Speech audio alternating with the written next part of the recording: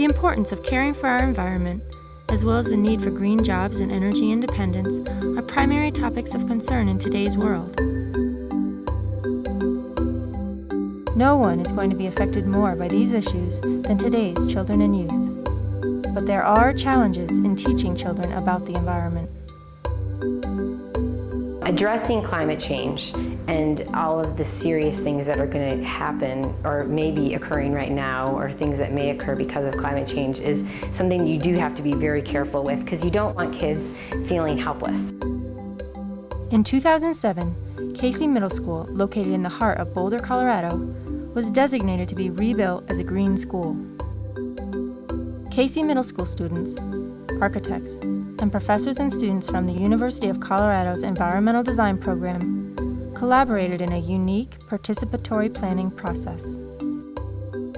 So an important part, I think, for 12-year-olds, for middle school students and adults, I think this is important for everybody, is having something. You have to counterbalance the hard facts and being able to analyze the details, which do bring up some very alarming things, with action plans that you can do.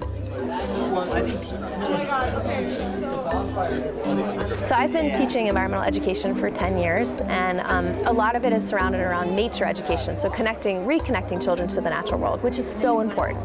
I think one of the things that's missing from environmental education is education for the environment. So really proactively teaching children aspects of how they can change their lives to become more environmentally responsible human beings, and participate in a community that's environmentally responsible.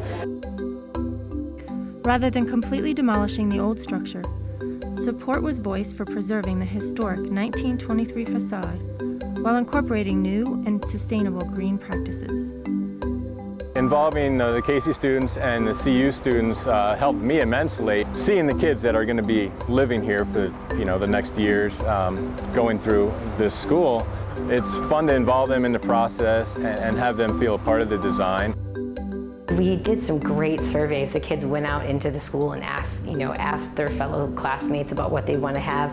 What kind of a design for a new school will improve the look of the neighborhood? Aesthetically, a lot of windows, west facing, maybe some north facing to let in more light. I hope they keep it. I hope they keep the open space as much as possible. As part of this process, a design club was started to solicit input from Casey students. In the design club, students were asked which parts of the school they liked and disliked, and why. Hi, my name is Sarai Molina. This is my part of the school that I don't like. I dislike this because it's too small and I can't fit things inside. What I think will be better is a big locker and wider. Thank you for listening, and I hope you use my ideas. Hi, my name is Sandra Lopez. This is one part of the school that I like, the bathroom. I like this place because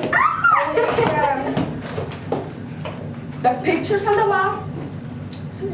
What I think would be better is if you had them bigger and don't have the others now. Yeah, pretty much. Students then collected their ideas and presented them to their class.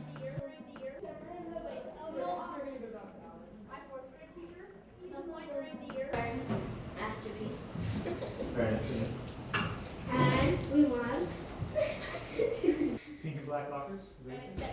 They then built models in order to more effectively visualize what their suggested changes might actually look like.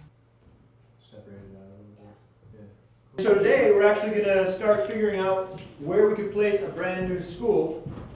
You see here we got a site model. Right now the school is right here. Alright, where do we put the school? How do we arrange the school? What can we do with the outdoor stuff? What can we do to make the grounds better, to make the fields better, to make the playground better? Stuff like that. There's a lot of benefits to building it into a hill like that, for sure. We're going to have one group figure out exactly where they're going to put the school and how they want this in Mexico, and how they want the school shaped. First question is, what do you think about the current Casey Middle School? Just thoughts in general. I think it's good, but it could be better. Okay. and I really like the design. And anyone who thinks that we should keep the old bricks, I really agree.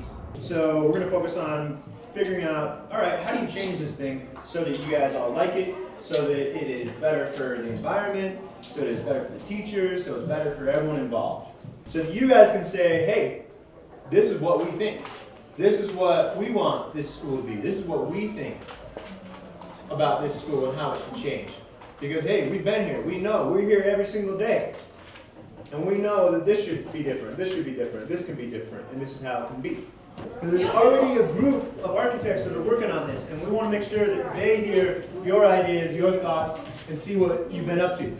The students' ideas were then relayed to the architect for consideration in the school's actual design.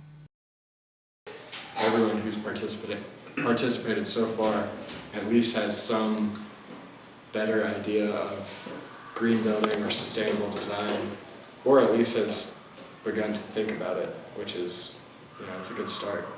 Once the final design was set, construction began.